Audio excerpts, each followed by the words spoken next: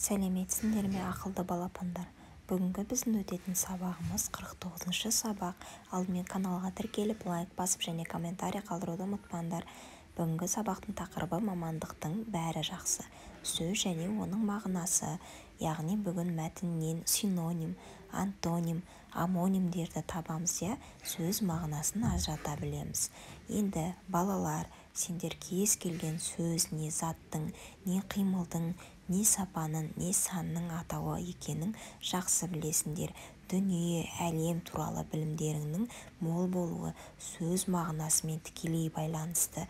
Сөздің мағынасын дұрыс түсініп білетін болсаңдар, қоршаған ортаны да жақсы біліп танисыңдар. Енді сөз және оның мағынасына қарай олар үшке бөлінеді, яғни олар бізде синоним, антоним және амоним. Бірінші жаттығу: берілген кесте бойынша сөздердің мағынасы туралы ойларыңды қорытыңдар дейді. Енді осы үш түрге тоқталып өтсек, синоним дегеніміз мәндес сөздер, яғни мағыналары бір-біріне жақын, ұқсас сөздер. Антоним дегеніміз мағыналары қарама-қарсы сөздер, бір-біріне қарама-қарсы сөздер. Ал амоним дегеніміз дыбысталуы бірдей, мағыналары әртүрлі сөздер. Яғни бірдей жазыларды, бірдей айтылады, бірақ бір сөз арқылы мағынасы түбегейлі өзгеріп кететін сөздер. Сабақ сендерге түсінікті болу үшін енді осыларға мысалдар келтіреміз.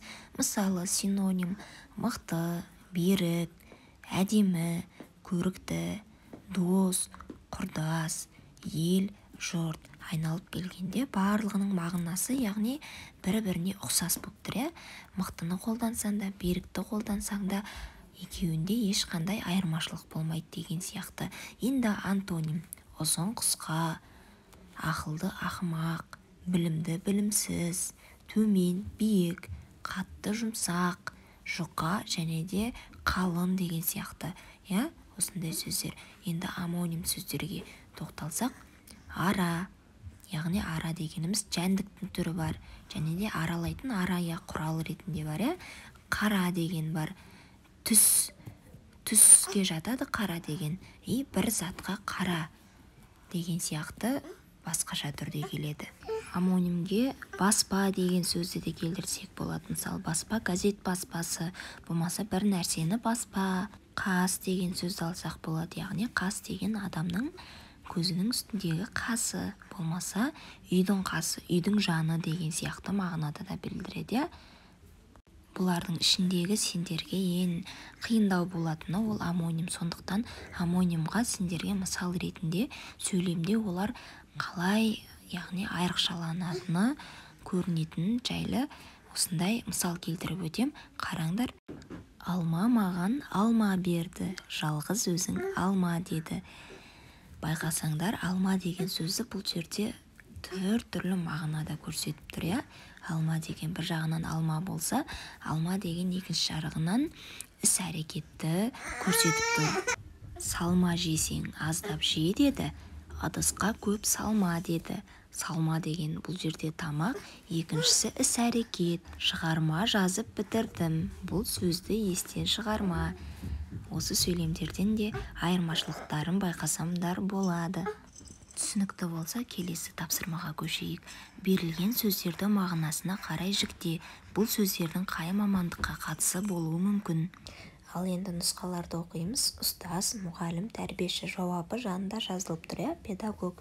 Педагог деген жалпы, яғни өзінің білімімен бөлісетін маман, яғни арнайы білімді оқып, оны басқаларға үйрететін. Ұстаз, мұғалім, тәрбиеші, яғни айналып келгенде бүкілінің мағынасы бір нәрсе. Бұл сөздер синоним сөздер.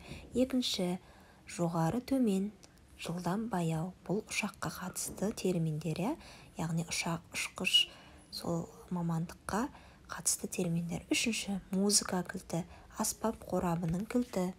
Яғни бұл жерде бұл сөздер амоним сөздер болады, яғни кілт деген сөздің екі түрлі мағынада көрсетіліп тұр. Ал мамандыққа келетін болсақ, бұл пәннің яғни мамандығы музыка пәні. Музыка болмаса әншілікке қатысты мамандық. Бізде үшінші тапсырма: сурет пен тірек сөздерді пайдаланып 2-3 сөйлем құрастырып жаз. Берілген сөздер сөз мағынасының қай түріне жатады? Бізге яғни тағамға, тамаққа қатысты терминдер көрсетілген. Тәтті, ащы, қою, сұйық, ыстық, суық, қатты, жұмсақ. Яғни бұл сөздердің бәрі байқасаңдар антоним бір-біріне мағыналары қарама-қайшы сөздер. Енді сөйлемдер құрастырып көрейік. Мысал ретінде аспаз тамақтың ащы немесе тәтті екенін тексерді. Маған қою тағам ұнайды, ал қарындасым сұйық тамақты жақсы көреді. Яғни біз антоним сөздерді қолданып отырып сөйлем құрадық. Осы сияқты өздеріңде осылай сөйлем құрасаңдар болады. Ал келесі жаттығуға көшейік. 4-ші жаттығу: мәтіннің тақырыбы бойынша мазмұнын болжа. Содан соң болжамыңды мәтіннің мазмұнымен салыстыр дейді. Енді мәтіннің тақырыбы бізде теңізші. Теңізші деген сөзді естігенде көзіңе не елестейді? Әрине кеме елестейді. Теңіз, балық аулаушылар, болмаса теңіздің қақ ортасында жүрген кісілер, сондайлар елестейді. Енді біздің мазмұнымызбен текстті салыстырып көрейік. Бірінші оқып шығайық. Теңізші мамандығы әр нәрсеге әуес қой, елгезек, ержүрек, балаларды ерте замандардан бері қызықтырумен келеді. Теңізші мамандығы өте қиын да қатерлі. Аспан айналып жерге түскен ыстықта да, сақылдаған сары аязда да, көзге түртсе көргісіз тас қараңғыда да, аяғының асты көрінбейтін соқыр тұманда да, сұрапыл дауылдарда буырқанған таудай толқындар кемені көкке атып, қақпақыл ойнаған сәттерде теңізші өз орнында жұмыс үстінде болады. Сондықтан теңізшілер өжет, батыл, өз ісіне тиянақты болу қажет. Ол кім? Бұл не кітабынан алынған екен? Енді бұл тақырып біздің болжаған болжамымызға, яғни мазмұнымызға сәйкес келді ме? Теңізші деген яғни күшті, мықты ер адамдардың жаңағыдай мамандығы екен, басым көпшілігі. Олар мықты, өжет болады екен. Яғни теңізде жүру оңай емес. Кез келген сәтте дауыл тұруы мүмкін. Кеме де суық болуы мүмкін. Қараңғыда сол нәрселердің барлығына қорықпай шыдап, теңіздің қақ ортасында бірге қалатын, яғни мықты кісі. Енді сұрақтарына жауап берейік. Мәтіннен синонимдер тап.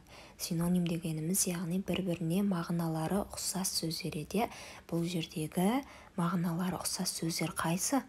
Яғни бұл текстегі синоним сөздер елгезек, ержүрек, қиын да қатерлі, өжет, батыл.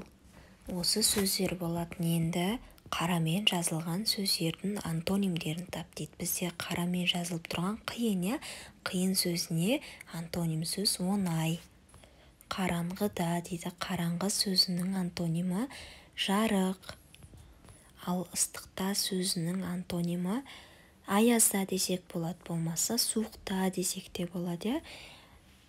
Ал тапсырманы түсінген болсақ, келесі жаттығуды орындайық. Бізде келесі жаттығу шығармашылық үзіліс. Желкенді қайықтарды дұрыс орналастырсаң, теңізшілер ұнататын сөйлемді оқисын, тауып көр. Бұл жерде балақайлар байқасаңдар, керісінше оқыған кезде біздің жасырылған сөз шығады. Яғни те деген сөзден керісінше қарай бір-біріне сөздерді жалғағанда бізде өзіміздің ізденген сөйлеміміз шығады. Ал оқиық. Теңіз батылдықты ұнатады. Жауабы теңіз батылдықты ұнатады.